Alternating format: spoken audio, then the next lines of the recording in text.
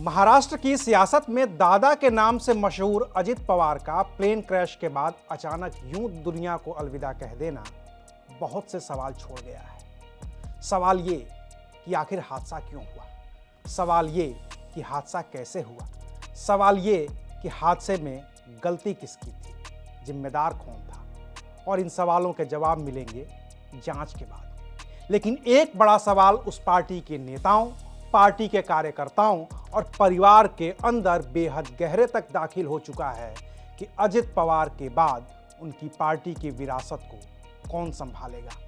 क्या अब पार्टी की कमान अजित दादा की पत्नी सुनेत्रा संभालेंगी, या फिर बेटे पार्थ संभालेंगे, या एनसीपी में अजित पवार के बाद नंबर 2 की हैसियत रखने वाले प्रफुल्ल पटेल संभालेंगे, या फिर कोई और संभालेगा, या फिर दो धड़ों में बटी हुई पार्टी और परिवार फिर से एकजुट होगा और उसके मुखिया शरद पवार होंगे। आखिर अब एनसीपी का भविष्य क्या है, चलिए इसको समझने की कोशिश करते हैं। नमस्कार, मैं हूं अविनाश और आप देख रहे हैं एबीपी लाइव। वो कहावत तो सुनी ही होगी, the show must go on. राजनीति का भी यही फॉर्मूला है, the show must go on. इसीलिए तो ये सवाल खड़ा हुआ है कि अजित पवार के बाद अब एनसीपी का मुखिया कौन होगा, क्योंकि 28 जनवरी की सुबह तक तो ये सवाल कहीं था ही नहीं।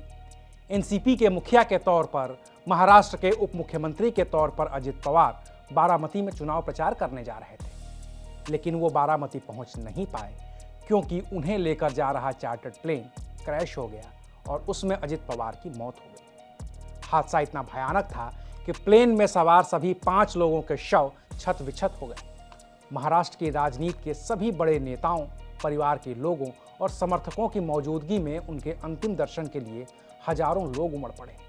और फिर समर्थकों के मन में वो सवाल खड़ा हो गया जिसकी बात मैंने पहले की थी कि अब एनसीपी का मुखिया कौन होगा। इसमें सबसे पहला नाम है अजित पवार की पत्नी सुनेत्रा पवार का। लंबे समय तक लो प्रोफाइल रहने वाली सुनेत्रा पवार ने साल 2024 में शरद पवार की बेटी सुप्रिया सुले के खिलाफ बारामती से लोकसभा का चुनाव लड़ा। भले ही सुनेत्रा वो चुनाव हार गईं, लेकिन उस चुनाव ने उन्हें एक नेता के तौर पर स्थापित किया और वो उस छवि से बाहर आ गईं जिसमें उनकी पहचान सिर्फ अजित दादा पवार की पत्नी के तौर पर ही थी।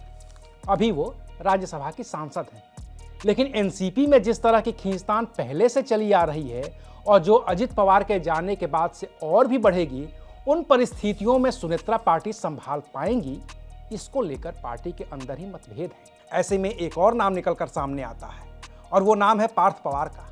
पार्थ अजित पवार के बड़े बेटे हैं। छोटे बेटे जय पवार राजनीति से दूर अपने बिजनेस में लगे हुए हैं। पार्थ 2019 से सक्रिय राजनीति में है। उन्होंने 2019 में लोकसभा का चुनाव भी लड़ा था, लेकिन हार गए थे। उस हार के बाद पार्थ राजनीति में सक्रिय तो रहे, लेकिन इतने नहीं कि टूटी हुई एनसीपी में अजित पवार के जाने के बाद से खाली हुई उस जगह को भर सके, क्योंकि उनका सियासी अनुभव भी कम है, उम्र भी कम है और पिछले 5 साल में वो अपना ऐसा कैडर भी नहीं बना पाए हैं जो उनके साथ कंधे से कंधा मिलाकर खड़ा हो सके। तो फिर से एक नाम एनसीपी से ही निकलता है और वो नाम है प्रफुल्ल पटेल का। प्रफुल्ल पटेल मजे हुए राजनीतिज्ञ हैं, शरद पवार के बेहद करीबी रहे हैं, केंद्र में मंत्री भी रहे हैं, अजित पवार के दोस्त भी रहे हैं। तभी तो जब चाचा भतीजे की जोड़ी टूटी और पार्टी के भी 2 हिस्से हो गए तो प्रफुल्ल पटेल शरद पवार का साथ छोड़कर अजित के साथ आ गए। आज की तारीख में भी प्रफुल्ल पटेल अजित पवार के बाद एनसीपी के सबसे ताकतवर और स्वीकार्य नेता हैं। वो बात चाहे केंद्र में सरकार चलाने की हो, या गठबंधन के सहयोगियों को साधने की, या फिर प्रदेश की राजनीति में अजित पवार को मजबूती से स्थापित करने की, प्रफुल्ल इसमें माहिर रहे हैं।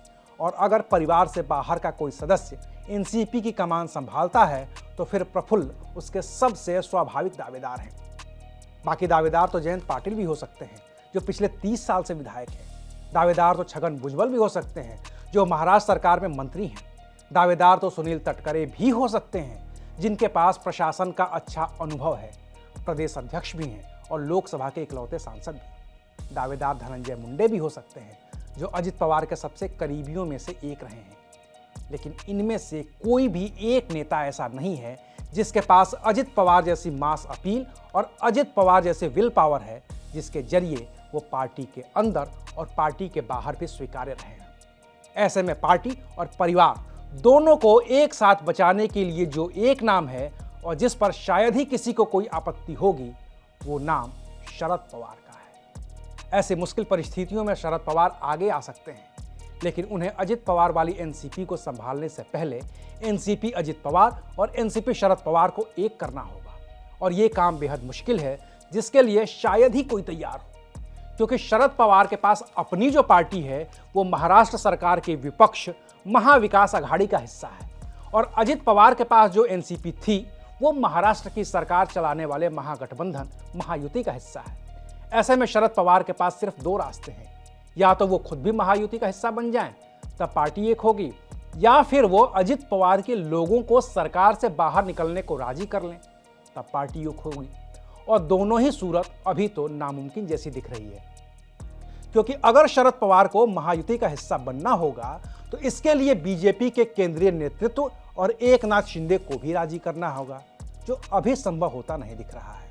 वहीं अगर अजित पवार की पार्टी को सरकार से बाहर निकालना होगा तो फिर अजित पवार के नेताओं को मंत्रिमंडल से इस्तीफा देना होगा, और सत्ता का सुख भोग रहा कोई भी मंत्री शायद ही इस बात के लिए राजी हो पाए।